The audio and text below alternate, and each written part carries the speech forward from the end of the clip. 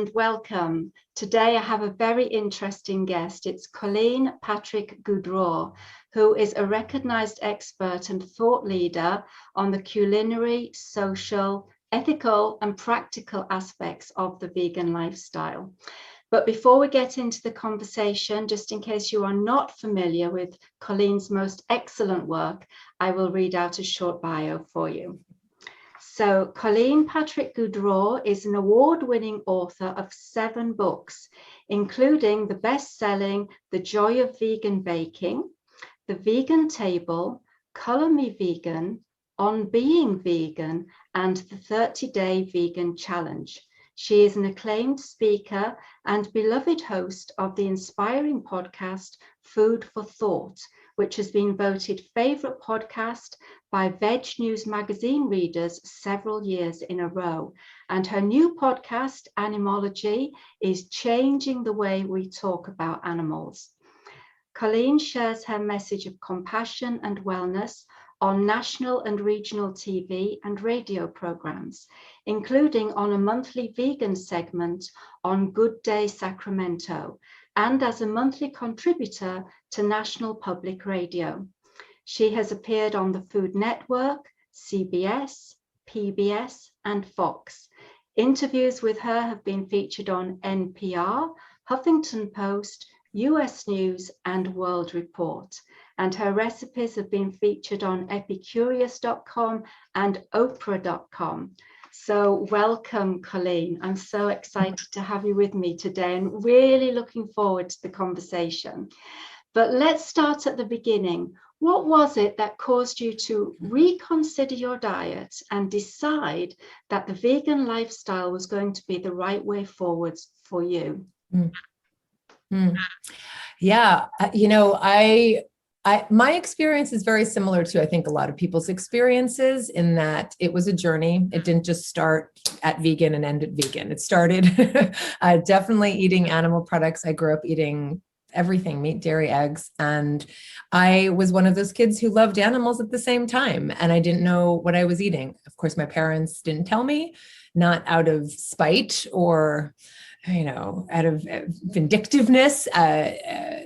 This is what they knew, and this is what they passed on to me. They were feeding me what they had been raised on. And my father actually also owned ice cream stores. So, it was also partly his livelihood.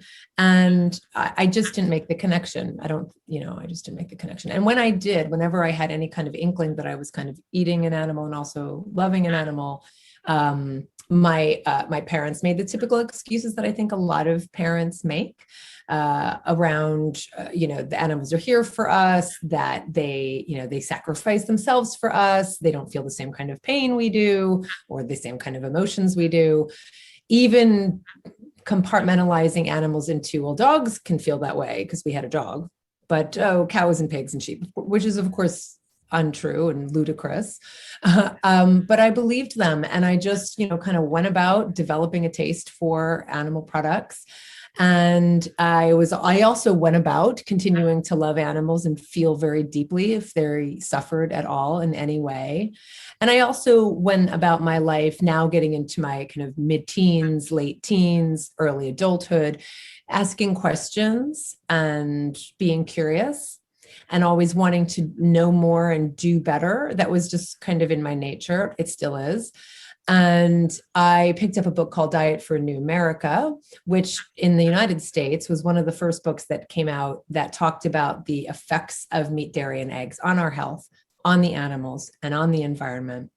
And it truly was that first moment. Like I wish I could remember a lot more, but I do remember the moment I looked at that book and looked at those pictures and saw the animals in cages and in crates. And, I just couldn't believe what I saw. And I stopped eating land animals, continued eating aquatic animals. I ate fish and continued to ask questions and be curious. And I stayed on that journey. I was pescatarian and vegetarian for years before I read another book called Slaughterhouse. And it was the book that woke me up completely, the book that made the connection for me. Whereas Diet for New America made me say, I don't want to be part of the way animals are being treated as they're being raised. Like, that's just not okay. But what Slaughterhouse did for me was make the connection that it didn't matter how they were raised, that in the end, this is where they wound up, in a slaughterhouse, which is by its nature, like by its very existence, is based on slaughter and violence. And there's no way around it. And the macabre aspect of that, we bring animals into this world only to kill them, bizarre. And that at this place, oops, I knew this was going to happen. At this place, at this slaughterhouse, the people who work in the slaughterhouse, the people who do this for a living, are the ones who are completely desensitized to their own compassion and desensitized to the animal suffering. And that was it. I mean, so you could say it's overnight, but it wasn't overnight because it was part of a longer journey. But that was it. I became vegan. Okay, so you mentioned there about the slaughterhouse situation and the people who work in these places and how much they must go through. And I have heard that they often suffer from PTSD, you know, like people, the soldiers who've been to war, because they too have seen horrific scenes, you know, animals being dismembered and so on. So it's very traumatic for the workers as well in those places. It's something that not always people think about. It's not talked about enough. There aren't enough studies. There have been a few studies, you know, from I think some PhD students who were looking at the effect of slaughterhouses and people who work in slaughterhouses on the larger community, on the communities where these slaughterhouses exist. And of course, because a lot of people who are in these communities work in these slaughterhouses, how does it impact them? How does it impact their families? How does it impact the larger community? And what we see is a higher, amount of domestic violence. We see a higher rate of gun violence and a higher rate of gun ownership. We see a higher rate of alcoholism. So there is a direct connection between the violence that's inherent in these places and what people are participating in every day, and their desensitization, and how it's affecting their lives and the people in their lives. So this is all connected. We can't just say, no, I mean, we have this romantic idea. I did, my parents did. It's what we all pass on to each other, this romantic idea that there's this kind of, idyllic farm and the animals are just kind of roaming around. And that's what I was saying. Even if that's true, they go to slaughter. And most people who raise animals don't kill the animals. Most people who raise animals, and we're talking, there are 10 billion land animals killed every year in the United States alone. Right. So don't give me this romantic, everyone's like, no, but the majority of the animals are in, battery cages and in crates and in warehouses. They're not hanging around on a farm, but let's pretend they were for a moment. Most people who raise the animals, or even if you don't, I mean, cattle still have to be grazed. So cattle do tend to have about 6 months of their lives, at least on the range, which is a whole other issue in terms of how that affects wildlife and how it affects public lands and how it affects the soil and how it affects those of us whose taxes are paying for this. So that's true, but there's also other effects of that. And then they go to slaughter. But most of the farmers, most of the ranchers, they don't bring them to slaughter. They don't want to see what happens to them. They have their own way to choose the blindness, right? To not even make the connection between what they're doing and the industry that they are actually in.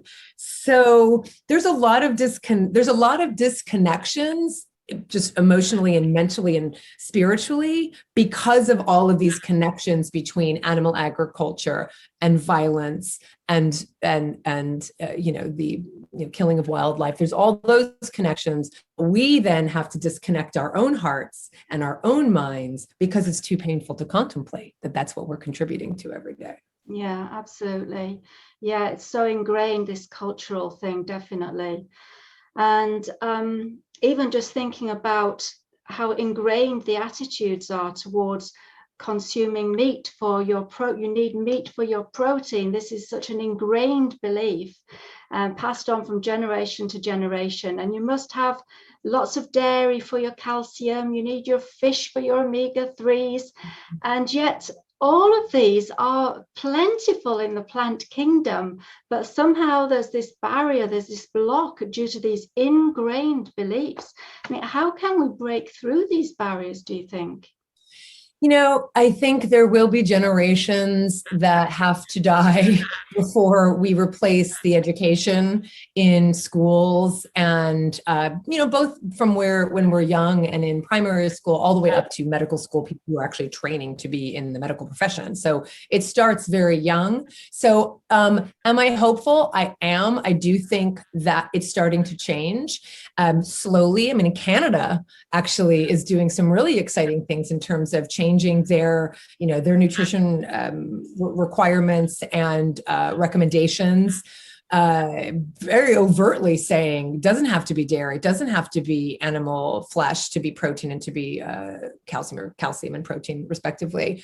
So I do see that there are things changing. It's just slow. Part of it is because the stranglehold, especially in the United States, the stranglehold the meat, dairy, and egg industries have on politics and on policies. And I don't say that to be cynical. I'm not someone who's cynical, but I mean, the entire Western United States was formed on and built on exploitation of animals and people. So, and I live in the West and I love California, and the history of California is a dark one. And the history of all of the movement West, and a lot of it was, you know, built around ranching and exploitation of the earth and exploitation of the soil. And then you have people coming out who own a homestead, and there's a conflict between the ranchers who are, you know, grazing cattle and the homesteaders who just want to, you know, live and farm, you know, plants. And then you have, of course, the Native Americans and how, I mean, that all plays into this. This is all connected. And because the history of ranching was kind of tied into its creation, the beginnings of the policies that favored ranching, it started a long time ago. So this is pretty well ingrained. And then when you have something like the USDA, which is supposed to give dietary recommendations, but also supposed to promote agricultural products, you have an inherent conflict of interest. So those are hard things to separate. I'm still hopeful. I think we will. On the part of the individuals, I mean, that's all I can, you know, speak to. And I mean, we all have to do what we think is right to change what we think is wrong. And as individuals, for me, it was just distancing myself from it. For me, it was saying, I don't want to be part of this. I don't want to pay for this. I don't want to contribute to this. And the way I go about teaching this is just to use common sense. So I don't, you know, think people have to go and get nutrition degrees to understand that calcium is a mineral that's found in the ground. It is not found in cows, right? You don't have to be a nutritionist to understand that right now we're going through the animals to get to the nutrients that the animals get because the animals eat plants. Like, that's just basic common sense. And when they're not eating plants, and most of them aren't, those who are raised in the industries, the meat, dairy, and egg industries, their feed is supplemented with these vitamins and minerals and, you know, things like B12 and things like calcium. Their feed is supplemented with these nutrients.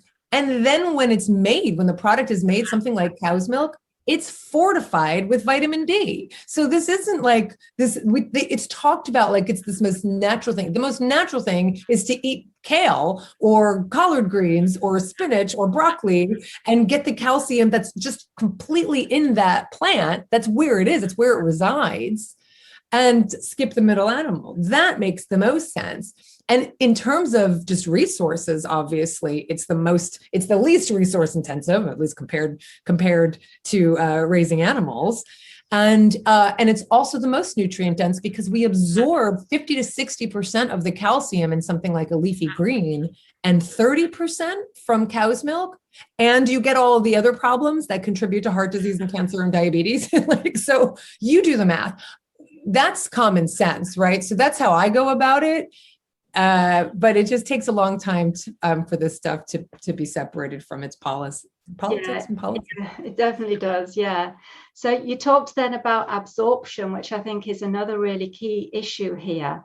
I know in my work I'm an educator and holistic nutritionist, sometimes, I mean, this is very much in the minority, but sometimes people struggle with maintaining their iron levels high enough when they switch to a plant-based diet. But from what I can see, it's not really so much about what they're consuming, because these people are often consuming lots of leafy greens and, you know, the foods that are high in iron. They're consuming lots, but it seems to me they're not absorbing it. So this absorption issue is critical. So yes, could you please speak more to that, perhaps with an emphasis on the iron? Sure. Well, so yes, so it's not just about taking in the nutrient, it's about absorbing the nutrient, right? So that's number one. Well, number one is taking it in, getting it from the right source, getting it from the source, not through an animal. Number two is making sure you're absorbing those nutrients. And number three is making sure you're not hindering the absorption. And there's ways to do all of that. So skip the middle animal. That's the easiest one. Let's use kale as an example. Increasing the absorption. So iron, very rich in, so if people think of iron as a mineral, right? Again, it's a mineral that's in the ground, and minerals especially are concentrated in the leaves of plants, right? So think about that. It's coming right up through the soil, going right up through the leaves. And so iron plants, leafy greens especially, are rich in iron. So your collard greens, your spinach, your kale, your chard, et cetera. So those are great examples. There's iron, obviously, a lot of iron in beans, in legumes, in lentils, in grains, and also in nuts and seeds. So iron is in lots of plant foods. But think of those leafy greens as the best source, I think. Now what you want to do is increase that absorption. A way to increase that absorption is through vitamin C. And so that's fun. That's a great way. Luckily, it's delicious. And so when you're making a salad, for instance, with those leafy greens, add lots of vitamin C rich vegetables and fruits, right? So put strawberries in your salad, or orange, or zest, or lemon juice, or bell peppers. All right. So get lots of vitamin C rich foods. Now, most people will do that kind of naturally if you're eating a nice rich salad with even put some lentils in there and some legumes. So just eating a variety of all of those foods is going to get all of those nutrients. Things that decrease the absorption are things like caffeine. So don't drink coffee while you're eating that really iron-rich meal. Don't drink tea while you're eating that really iron-rich meal.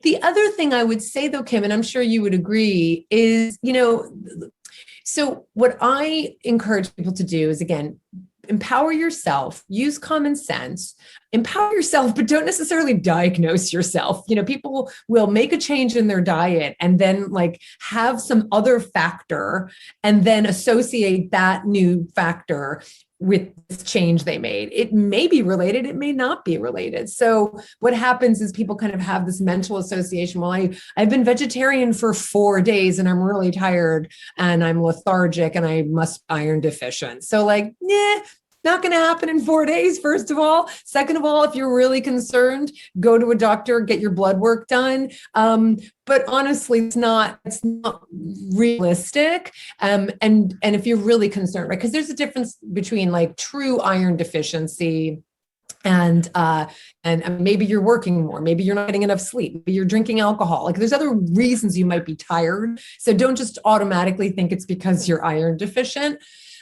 So if you really are concerned, go to the doctor. But once you get those numbers back from your blood work, and I have the 30-day vegan challenge, and I encourage people to get their numbers done before they start something like a 30-day vegan challenge, and then do it again after. It's actually incredibly empowering to see the change, and it does happen that quickly. So look at the numbers, and in something like the 30-day vegan challenge or any trusted source, look for what the recommendations are. Don't listen to the doctor yet or whatever. Just look at the numbers, look at what the recommendations are, and see for yourself, right? So there's always going to be a range, and it's going to tell you where you are and what the healthy range is. If there's a concern, then obviously that's when you want to work with the doctor, nutritionist, or what have you. But there's also something to be said for our obsession with these single nutrients, and that there actually are data that indicate that lower iron stores are not necessarily a bad thing either. Higher iron stores are actually problematic. So we have this more is better mentality all the time, right? So, oh my God, my iron's on the lower side. No, that actually potentially is a really good sign. My iron's on the high side. That's actually potentially problematic. There are a lot of studies that link high rates of iron with cancer and other problems. And so all I'm saying is just be discerning and kind of, if you want to empower yourself and learn a little bit more, then do that. Don't just go by a doctor who may not have been trained in understanding and may not have read those studies to say, oh, you're fine, you're fine. So I only say that because it's really empowering when you know it yourself. I also just, I don't want to make it sound like you have to be expert to understand this, because if you're eating a nice variety of really good whole plant foods, you're fine. And just like, again, I don't sit down and kind of think, okay, am I getting enough vitamin C with my leafy greens? I don't think about it. I'm conscious of not drinking tea while I eat my lunch, just because I don't find that very enjoyable. But maybe that's iced tea, put it that way, right? So, okay, don't drink iced tea when you're eating an iron-rich meal. So you don't have to memorize this and think about it and obsess over it. Once you kind of get these things, they just become part of your kind of habits. Yeah. Very long answer. I hope that answered your question. No, that's fine. Yeah. So you made a good point there about combining the leafy greens or the grains with a vitamin C, food that's high in vitamin C, to help the absorption. And I know from my research into that can increase the absorption by up to 6 times, which is pretty huge, Wow. Anyone who is concerned, makes a fantastic difference. And I don't know if you've also heard of, I'm sure you have, something called the lucky ironfish. Have you heard of that? No. Have you not? It's something you can buy. It's just iron in the shape of a little fish, and you put it in your cook pot, and that increases the iron that's in the food as well. So there are things you can do if you are concerned about absorption particularly of iron. So yeah, thanks for sharing that. And I would say too, just again, remember that this has to be said. Maybe I should have led with this. There is iron deficiency in non-vegetarians, non-vegans, vegetarians, and vegans. This is not specific to vegetarians and vegans at all. Iron deficiency is one of the most common nutrient deficiencies around the world. And the majority of people are not vegetarian. So this iron deficiency isn't because that it's only specific to vegetarians and vegans. That has to be said. It is prevalent. And when someone who is, your typical person who's a meat eater goes to their doctor and they're they're really low on iron, they need help. The doctor doesn't tell them to eat more meat. Right. So if they tell you that, walk away. Thank you very much. Bye-bye. And because that is not healthy advice. But my point also is, I don't take a multivitamin that has iron. You don't want to just supplement with iron unless you're actually working with a doctor. So I would say that too, iron is in all of these foods. Eat as much iron-rich foods. You don't need a doctor's prescription for that. But if you start supplementing with iron and you're staying on that for a long time, I would say work with a professional for that. And that's how prevalent iron deficiency is it's not about being vegetarian. It's about just being mindful. Yeah, no, that's a great point. Yes, it is not just exclusive to vegans or vegetarians. Absolutely not. Yeah. But let's talk now about vitamin B12, because this is something that really stumped me on my food journey. I went vegetarian about 9 years or so ago now. It was actually my teenage son who came home from school one day and said to me, "Mom, I don't think we should be eating animals, And I said, duh. I think you're right, So he got me started on this journey. So it was pescatarian like yourself, and then vegetarian. But when I first looked into the vegan diet, I was put off because I'd read that people were taking these vitamin B12 supplements, and I thought, goodness me, that can't be a healthy diet. Anybody who's got to take a supplement, that just cannot be right. And I instantly dismissed it. And it wasn't until a couple of years later, when I won't go into all the details, but I had cause to look again at the vegan diet. And this time I did further, deeper research and discovered really what was going on with B12, which is why I think education is just so important, it's so enlightening. That I then realized what was going on. But perhaps you could inform the audience about what is going on with vitamin B12.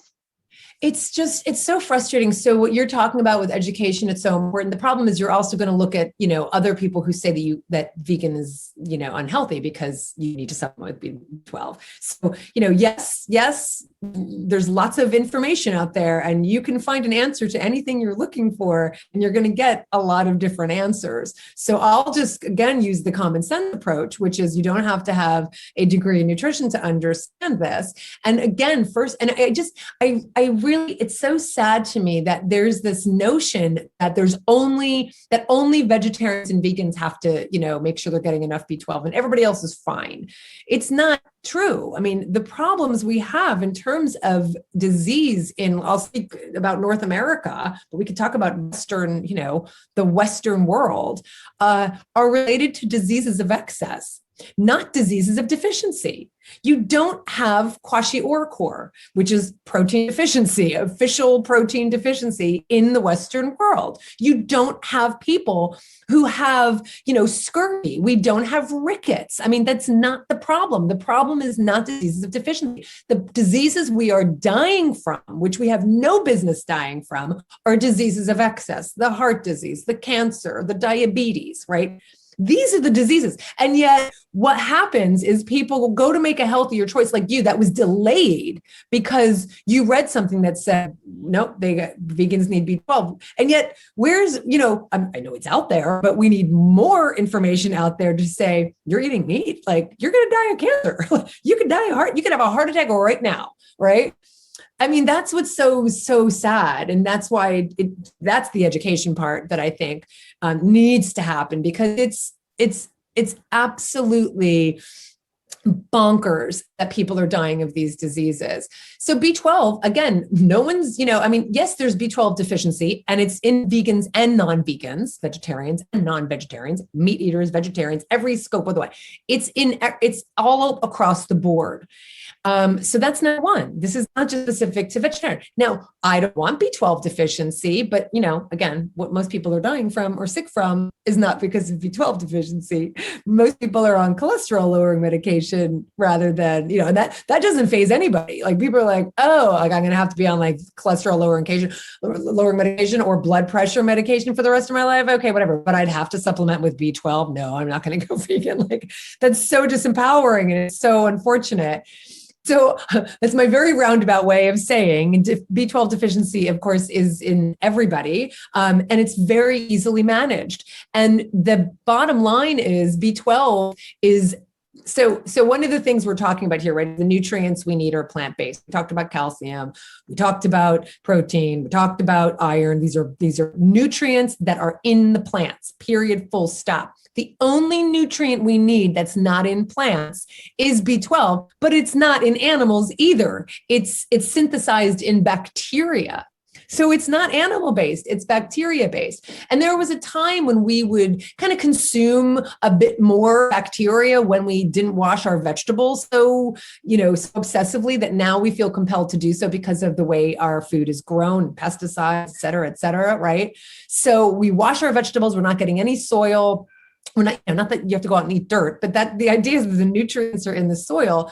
And so we're just eating very differently. And frankly, people are just, eating a lot more heavily processed foods and not eating whole vegetables and getting those carrots with a little bit of B12 because there's bacteria on them. So everyone should just be making sure that their multivitamin has B12. Guess what? Animals are raised supplemented with B12. So all the B12 that everyone raves about that's in animal meat, it's because the animals were supplemented, their feed again was supplemented with B12.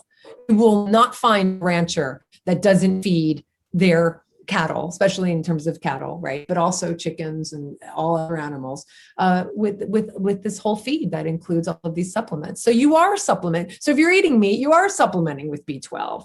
Right? What you do as someone who becomes vegan or vegetarian or somewhere on that journey is you just become more mindful of where it comes from, and you become more mindful to get it from a clean source rather than through animal flesh. I'll take that any day, any day.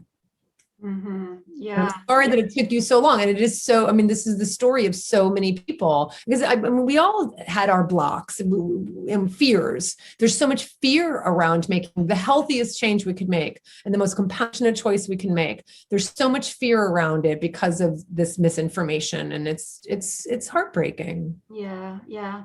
And I don't think it's well known that the animal feed is supplemented with vitamin B12. I don't think that's well known.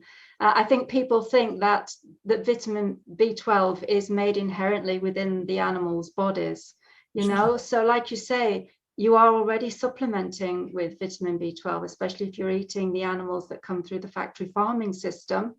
I'm not sure whether they will be supplemented with vitamin B12 if they're grown on pastures, on organically. Oh, for sure. No, 100%, because they still go to the feedlot at the very end, and absolutely. And don't forget, I mean, anyone who's even raising, pasture fed, they still have to fatten them at the very end, but they are still giving them some amount of feed.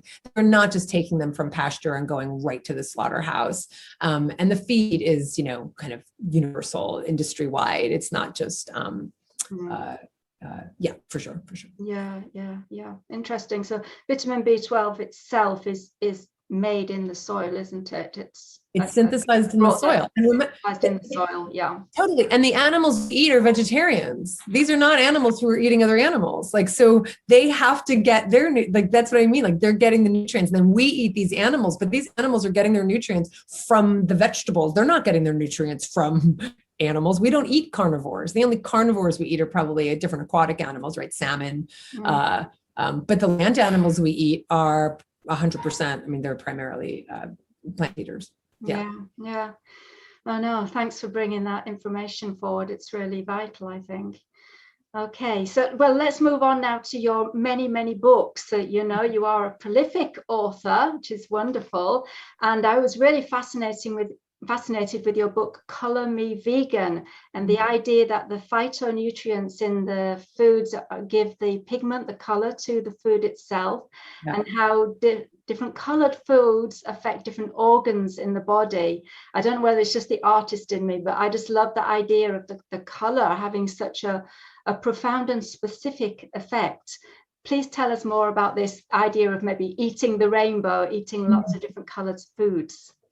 I am so glad you are excited about that, because I get really excited about that. I wish more people really understood that. I think we kind of throw around eat the rainbow too easily, because, people think, oh yeah, well, of course, plant foods are good for you, but there's some specific reasons why they're good for you. And it has to do with those phytochemicals. So phytochemicals are, for instance, you see the phytochemicals when you look at the colors of plants, and that includes flowers. So just pick a flower or leaves. I mean, all the color we see, those are phytochemicals. And the reason the phytochemicals are there are to protect that plant from insects, from disease, from fungus, whatever it is. So those phytochemicals are protecting the plant from being destroyed. And so when we eat those phytochemicals, it in turn protects us.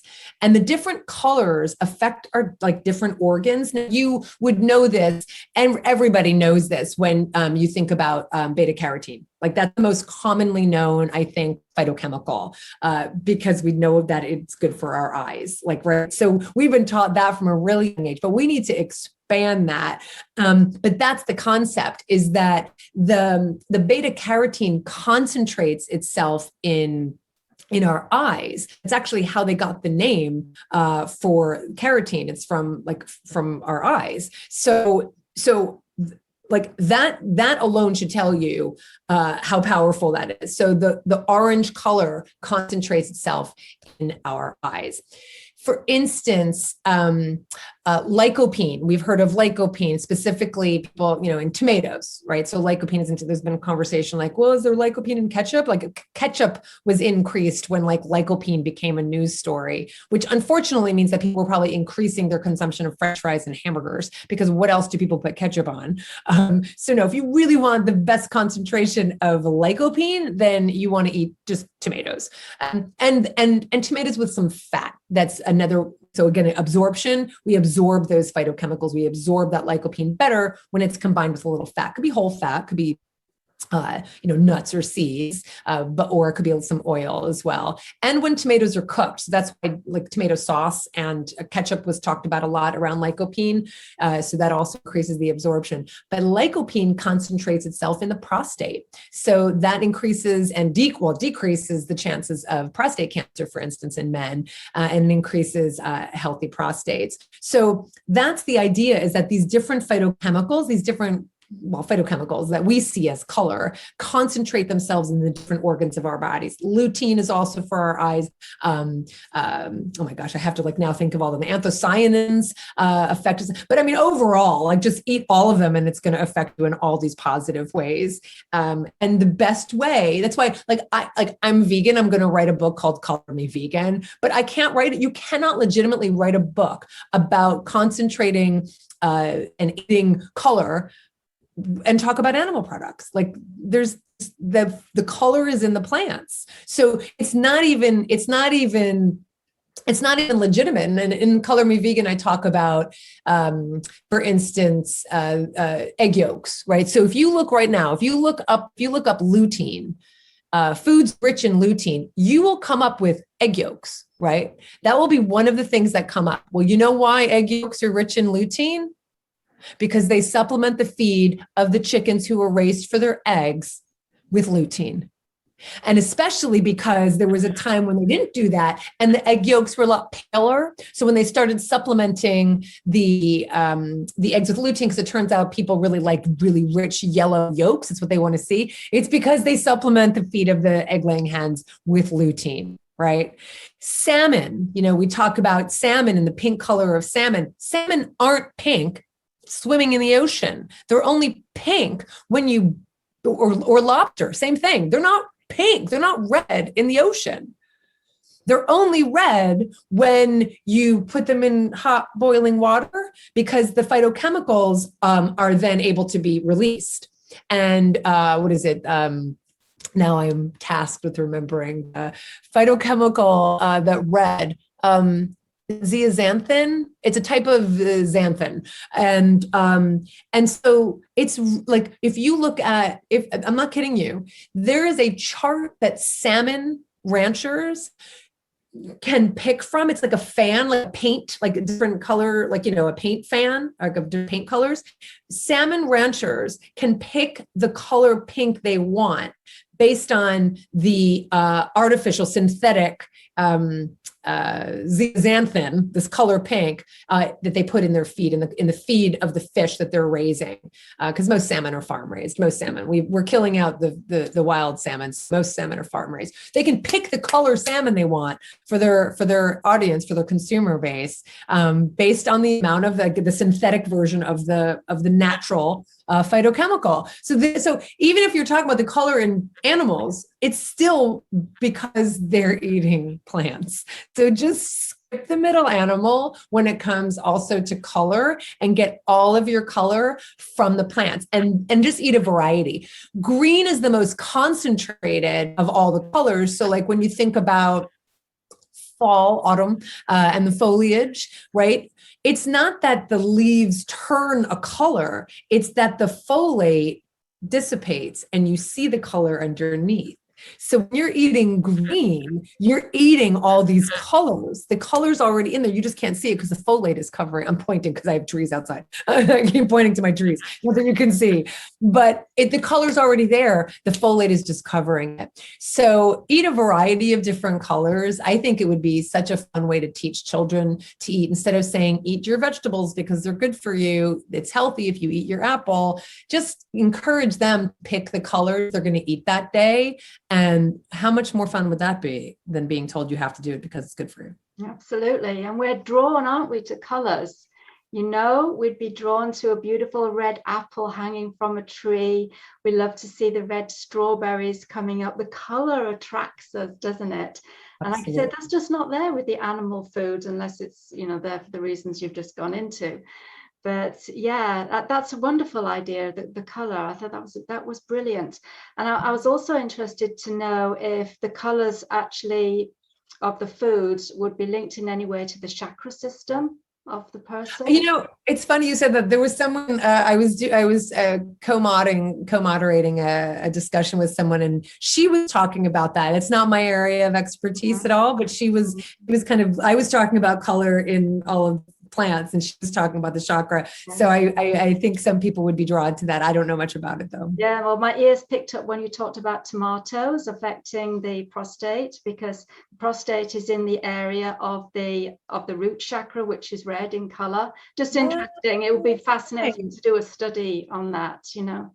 What about up here? So if we were talking about the eyes, like, so I'm just curious, like, what would the colors be up here? You've got the blue and indigo up here, and you've got green for the heart, and then you've got more yellows for your solar plexus system.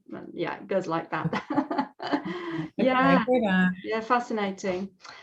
Anyway, so that was your book, Color Me Vegan, but what's your latest book? So the latest book is The Joyful Vegan, here behind me, and it's focused on the social aspects more than the food aspects or nutritional aspects. It's focused on the fact that, you know, we were talking earlier about the willful blindness and the things we tell ourselves to keep doing what we're doing, i.e. continuing to eat animal, you know, flesh and fluids. But that's not the only thing that stops us. It's also that we as human beings have a desire to belong that is so much stronger than so many other impulses we have, that if we suspect we are going to be outside of a group, especially a group we have once belonged to, in that we will stand out, we're not going to be part of the status quo, people are going to kind of criticize us, they're not going to understand us, it's going to change relationships. That's what happens. And it's one of those things that I think stops people from becoming vegan, because they perceive it as being something that is antithetical to their other identities and their other group interests and group connections. And I think it's also one of the things that actually compels people to stop being vegan once they've started. And now they might say it's for this reason or that reason, but I think it has to do more with our standing in our communities and our standing in the world. So that's what The Joyful Vegan is about.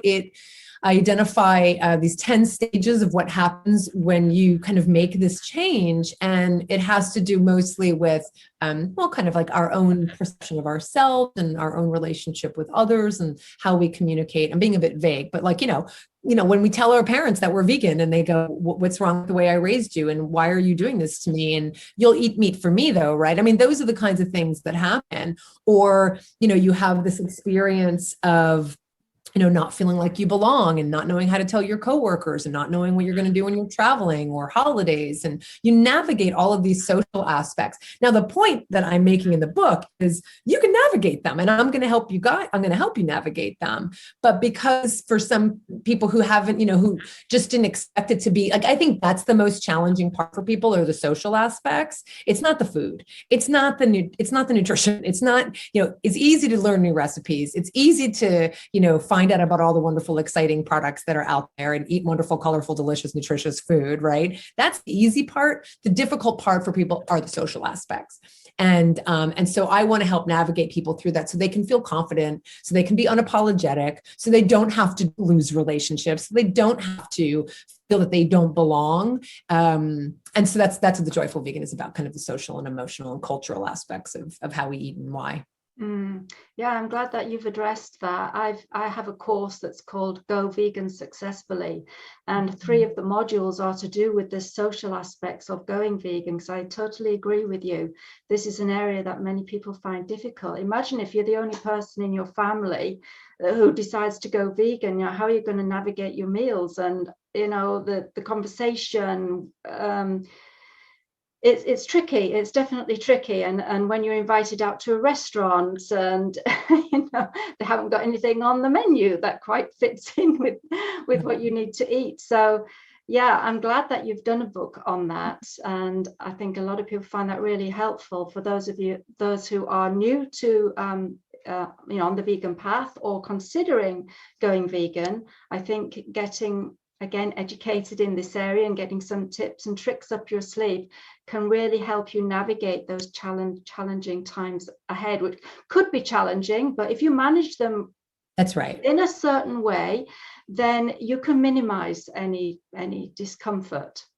That's right. And so, I call them stages, and I'm glad you said that because they're not prescriptive. They're not like you have to go through this or you're going to go through this. It's likely you're going to experience this because I identified these 10 stages as universal experiences. I've been doing this for 20 years and I have heard from many people, and I have paid attention, and I have heard people struggle in different areas, and I started just making these connections. And I've also looked at studies and research.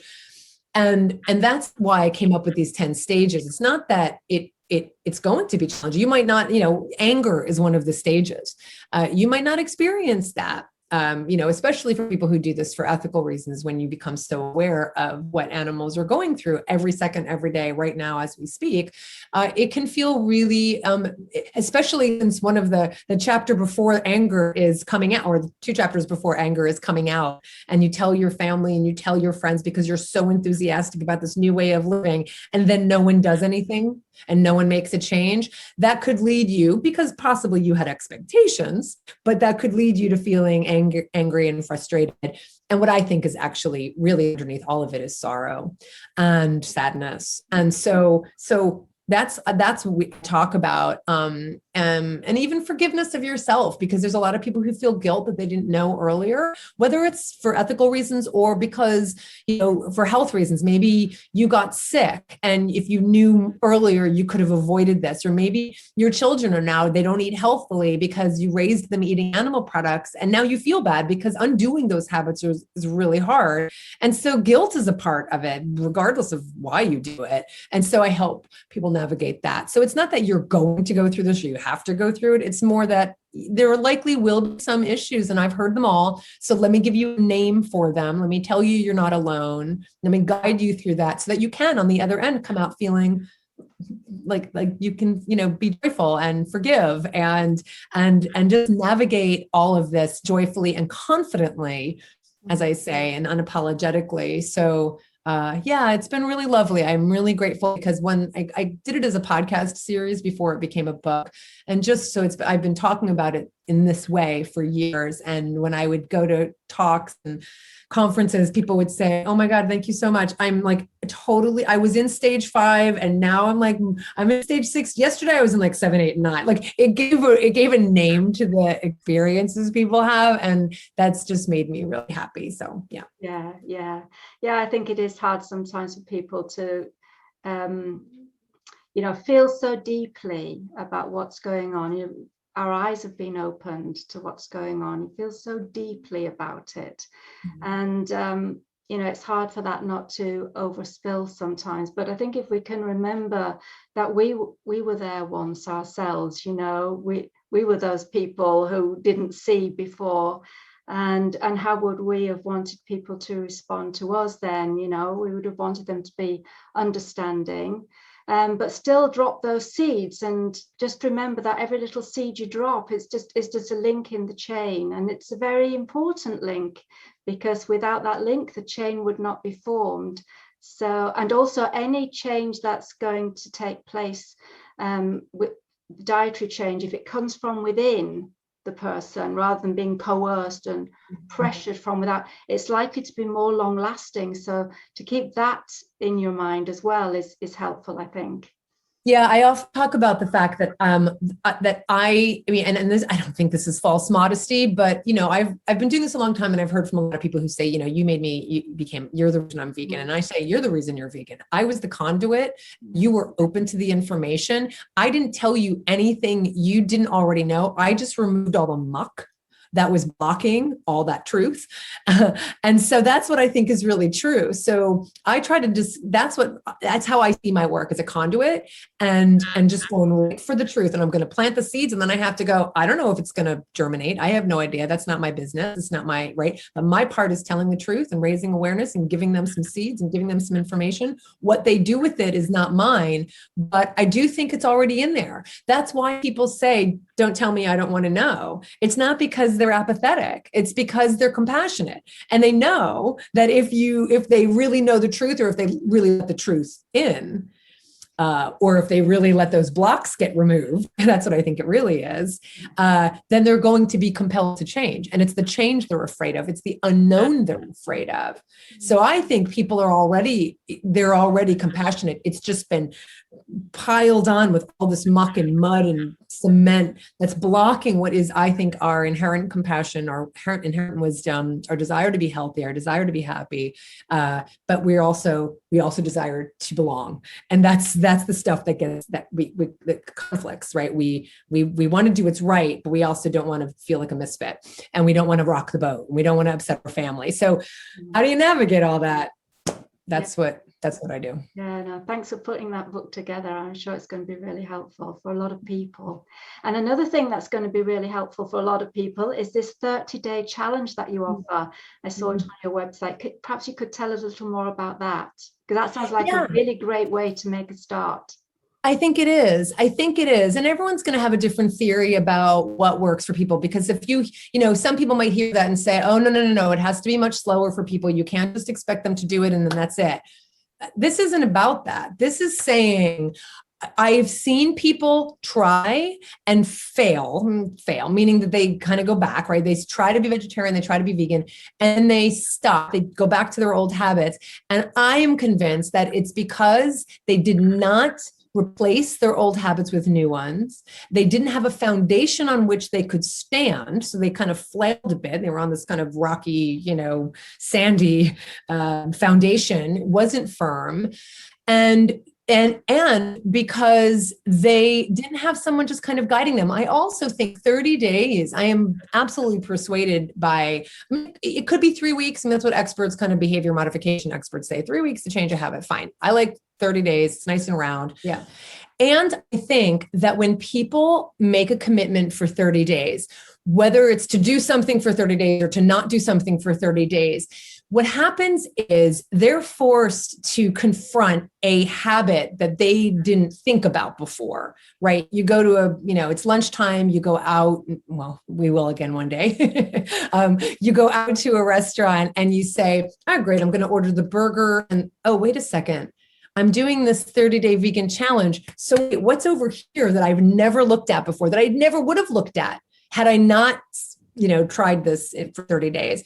Then you start to make new choices, and you start to see new cuisines, and you start to see new restaurants and new flavors that you wouldn't have looked at before. We are creatures of habit through and through. And until something just kind of forces you to do something different, we just keep doing what we've always done. So that's why the concept of the 30-day vegan challenge to me really resonates. And I know thousands of people who've done it, and it resonated with them as well. And then through that 30 days, I'm going to hold your hand, answer all the typical questions, address the typical challenges, the protein, the B12, the eating out, the holidays, the communication, the preparing dinner, the packing lunches, whatever it is. And so I guide them through each one of those, those typical challenges, and it works. And so my theory is, do whatever you want at the end of the 30 days, but I guarantee that if you do it for 30 days, and if you really read it, I mean, it's not just, white knuckling it. If you really create new ways of thinking, in the book, I have all these little boxes: challenge your thinking, change your behavior. So it's a new way of thinking. It's a new way of being. It is by the end something you go, wait, now this feels like a habit. And now this feels like I have a foundation and I can keep doing this. You feel more empowered than if you didn't do it that way. That's at least what I have found. So that's why I did it under that concept. Mm-hmm. And I guess you help them with some recipes and things along the way, because that's another stumbling block for people. What am I going to cook? So totally. Yeah, and totally. I know you're a great cook, so I'm sure you've got some great recipes up your sleeves. That's really good for new vegans. The Yes. simple stuff that Simple, familiar, delicious, but familiar. You don't have to go out and, and so I kind of walked them through that process too. Start with what you already have that's probably already vegan, like you just didn't call it vegan, even if it might be just like, okay, take the Parmesan cheese off your pasta, but maybe your marinara sauce that you love is already, just vegetable based. Then add a couple recipes where you're just tweaking something, where instead of using dairy milk, you're using a plant-based milk, or instead of, an animal meat, you're using tofu or tempeh or mushrooms or something else, right? So keep the recipes you love, but just make some tweaks, and then add some new recipes, because like we all get stuck in ruts and we all need to kind of change up that repertoire. So that's the way I go about the recipes, and definitely give people lots of recipes. Yeah. Okay. Yeah. So that's a great way to make a start with being a vegan. Just give it a try for 30 days. So we're going to wrap up now because we've covered such a lot. I think it's been a great conversation. But is there anything else you'd like to add just before we do finish? One thing I always say is just never say never. Just be open, like literally, like being human is about being open and curious and flexible, and ask the questions and evolve. If we're not doing that, we're just not living. I mean, that's what life is about. So I encourage people to really just embrace what they see to be the right way to live for them, for the animals, for whatever it is, whatever your motivation, and embrace it and try it and just do something new. That's being human is about. See the abundance, see the joy, embrace it. I mean, one of the things I do is I teach virtual cooking classes so people can join me from wherever they live. So, and it's fun. You meet really fabulous people, and you get a video, teaching you live, and you get the recipes. And also one of the things I do too is we run vegan trips around the world. So if you're interested in experiencing that abundance, especially if you're nervous or you don't think you could travel because you're vegan, you're wrong. And I will prove that to you because we create these really incredible trips. All different parts of Asia, different countries in Africa, different countries in Europe. And we're looking at some domestic travel as well. So fully vegan resorts, is that the idea? Not necessarily. We work with the restaurants and the hotels. We find the best places that suit us and our needs and our travelers. And we work with them, and they create the most incredible meals for us throughout the time we're there. There are a couple places that happen to be, I'll be like the ones we're doing in Italy. They are vegan resorts already, but most of the places we go to are not vegan. And we find the ones who want to work with us and create abundance. And I mean, we've just been blown away. I mean, some of the best meals we've had have been at non-vegan restaurants that we've worked with. So it's really fun too. And it is a part of advocacy as well, because we follow up with them. They incorporate a lot of these dishes that they made for our group. They incorporate that into their restaurants, like beyond us. So it's been really positive. It's been really fun working with non-vegan restaurants, but everything's vegan when you're there with us. It's just that we work with people who are really open and creative, and it's been fun. Oh, that's great. You make veganism sound so exciting, which it truly is, it's amazing. The benefits to your health and the planet, and of course the animals, and all the fun you can have experimenting with all the new tastes. I mean, since I've gone vegan, I've found spices and herbs I never even knew existed before. It just makes you so much more adventurous, and it really is a joy, once you get things sorted out, it's a real joy. So that's fantastic that you've, thought of that as well, travel. That's just so exciting. Wonderful. Well, thank you ever so much for being with me today, Colleen. I've really, really enjoyed speaking with you. I hope that maybe we could do this again some other time. I just want to remind everyone to check out the description box below, because I am going to put the link to Colleen's website in there. And if you go there, you'll see all about this 30-day vegan challenge. You'll see all of her books, and I guess the travel and everything else is there. So please do go and check that out. But until next time, just thank you so much for being with me again. And it's goodbye from me, goodbye from Colleen, and we'll leave you with peace. Bye for now.